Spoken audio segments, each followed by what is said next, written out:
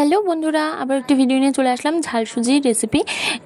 সুজিটাকে ভালো মতো কড়াইতে দিয়ে ভাজতে হবে। ভালো করে ভাজা হয়ে গেলে লাল লাল করে সুজিটাকে সাইড করে ওটার মধ্যে তেল দেবো, কড়াইতে তেলটাকে গরম হতে দেবো। পাশে আলু, টমেটো, পেঁয়াজ, লঙ্কা এটাকে কুচিয়ে নেব। এবার আলু কুচিয়ে রাখা আলুটাকে তেলের মধ্যে দিয়ে দেবো, সঙ্গে একটুখানি নুন আর হলুদও দিয়ে দেবো। তারপরে ওটা ভাজা হয়ে গেলে যখন 80% ভাজা হয়ে যাবে, সেটার মধ্যে বাদবাকি যেগুলো রেখেছি কেটে সেগুলো দিয়ে দেবো, যেমন টমেটো, পেঁয়াজ আর লঙ্কা। সেটাকেও ভালো মতো ভাজতে হবে। ভেজে যখন টমেটোটা গলে যাবে তখন সেটার মধ্যে একটা ডিম ফাটিয়ে দেবো। ডিমটার মধ্যে একটু নুন দিয়ে আলুর সাথে মিক্স করে নেব। মিক্স করার পরে সুজিটা দিয়ে দেবো, আমাদের ভেজে রাখা সুজিটা দিয়ে দেবো।